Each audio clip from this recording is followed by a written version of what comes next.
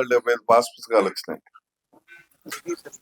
నేను వాళ్ళు వస్తున్నవా నాకు ఫోన్ చేస్తూ, అంటే మా 4 మండలాల్లో రైతులు ఫోన్ చేస్తూ, నువ్వు వస్తే కొన్ని సమస్యలు ఉన్నాయి, మా సమస్యలు కూడా మీకు చెప్పాలా, నీకు ముందే చెప్పాలయ్యా అని చెప్పి ఫోన్ చేశారంటే దీనికోసం ఫోన్ చేయలే చేస్తూ అట్నే ఎట్లా ఉంది మీ ఫీలింగ్ అని అడిగితే వాళ్ళైతే అదే చెప్పిండ్రు. ఈ రాజముద్ర వేసిండ్రు, ఈ ముద్ర వేసిండ్రు, ఆయన ఫోటో పెట్టుకున్నాడు, రేపు ఆయన రాకపోయినా ఆయన అనుచరులు అయినా వచ్చి మాదిరా పొలం అని చెప్పండి మాకు దిక్కేవాడు. మార్కాపూర్లో మొన్న అన్ని జరిగినాయి 5 సంవత్సరాల్లో, ఎవరు మమ్మల్ని కాపాడిన వాళ్ళు లేరు, పాస్ పుస్తకాలతో సహా మార్చేసిండ్రు, మా ఫోటోలు పెట్టుకొని మా తండ్రులు తాతల పేర్లలో ఉన్న చిన్న చిన్న లొసుగులను బట్టి, కాబట్టి ఈ రోజు కూడా అట్నే జరుగుతుందేమని చెప్పి ఇప్పటి వరకు బిక్కుమంటూ బతుకుతా ఉన్నామని చెప్పి వాళ్ళు చెప్పిండ్రు. అంటే ఎంతటి దుర్మార్గం చూడండి, ఒక జైలు బందీ నుంచి విముక్తి చెందినంత ఫీలింగ్ లో ఉన్నారు చాలా మంది. నేను చాలా మంది రైతులతో మాట్లాడా. ఎందుకంటే ఈ రకంగా ఫోటో వేయించుకున్నాడు, మా పొలం ఏ రోజు నూకేస్తారో అని భయంతో ఉన్నామయ్యా, మా పొలం ఎప్పుడు పోతుందో అని, ఈ ఫోటో చూసి మాది అని అంటారేమో అని భయపడతా ఉన్నాం అని చెప్పి చాలా మంది చెప్పింది ఈ రోజు నాతో పొద్దున్న నుంచి. ఇది చూసినాక మాకు ధైర్యం వచ్చిందయ్యా, మా ఆస్తి మా చేతిలోనే ఉంది, మా పొలం మా దగ్గరే ఉంది అనేటువంటి భరోసా మాకు కలిగింది. మనస్ఫూర్తిగా మేము చంద్రబాబు గారిని అభినందిస్తా ఉన్నాం.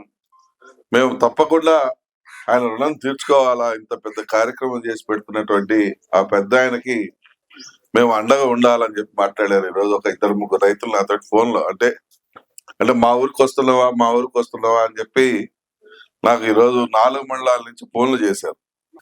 23 సంవత్సరాలు నేను రాజకీయ జీవితం చరిత్రలో నేను మార్కాపురం జిల్లా చేయించా, వెలుగొండ ప్రాజెక్ట్ 2nd టన్నల్ నా వల్లనే సాధించుకున్నా, మార్కాపురం ఏరియా హాస్పిటల్ జిల్లా హాస్పిటల్ చేసుకున్నా,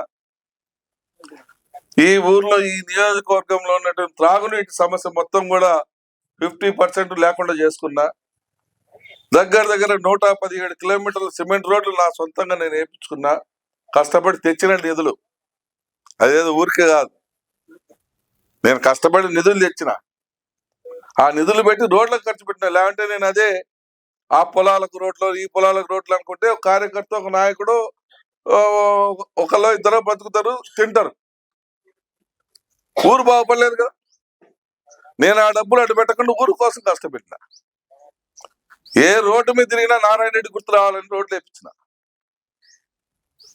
అరే ఈ రోడ్డు మీద మనం తిరుగుతున్నామంటే నారాయణ రెడ్డి వేయించడం వల్లే కదా అనేది గుర్తొస్తుంది. 10 మంది నడిచినప్పుడు ఒకళ్ళు ఇద్దరు కన్నా నేను గుర్తుంటాను అన్న ఉద్దేశంతో నేను చేయించిన. మార్కాపురికి రథసప్తమి అనే ఒక పండగ తీసుకొచ్చిన. చెన్నకేశ్వర స్వామి భూములు ఇప్పటికీ దగ్గర 100 కోట్ల పొలాలు వెనక్కి తీసుకొచ్చిన. దాన్ని చెన్నకేశ్వర స్వామిని కోటీశ్వరుని 1000 కోట్ల అధిపతిని చేపిస్తా నేను. అంటే నేను ఆయన చేపించేదేం కానీ అది కాదు, నేనేది అంటే ఆయన పొలాలన్నీ కబ్జాలు చేసినారు, అవన్నీ పీకుతున్నా ఒక్కొక్కడి పీకి ఆ స్వామికి 1000 కోట్ల రూపాయల ఆస్తులు నేను ఆ స్వామి పేరు మీద కూడబెట్టబోతున్నా. నేను ఈ ఊరికి చేసినాను పర్మనెంట్ గా అనే చెప్పానండి. ఎవరు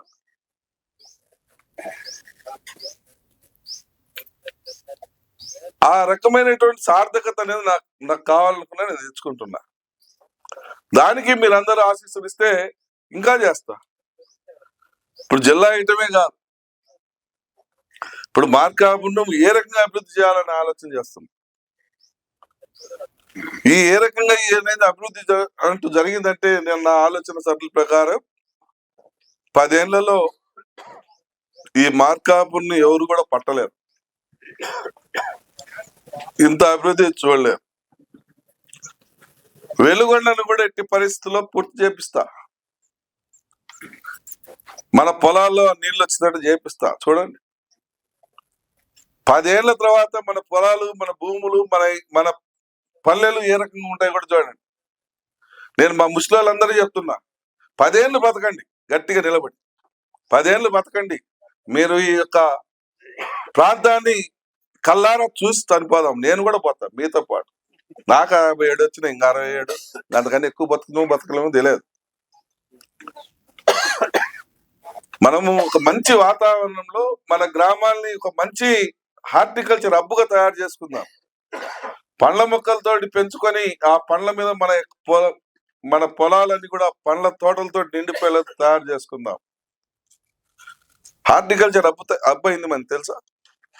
రాయలసీమ జిల్లాలతో పాటు మన జిల్లా కూడా పెట్టించాం. 4,000 కోట్ల రూపాయల డబ్బులు వస్తాయి. ఈ డబ్బులతోటి రోడ్లు, పొలాలకు కూడా తారు రోడ్లు వేస్తారు. మనం హార్టికల్చర్ అంటే బత్తాయి, మామిడి, నిమ్మ, డ్రాగన్ ఫ్రూట్ లాంటి ఇంకొక పండ్ల తోటలు, అన్ని పండ్ల తోటలు పెంచుకునే దానికి మనకి ఎంకరేజ్మెంట్ చేస్తారు.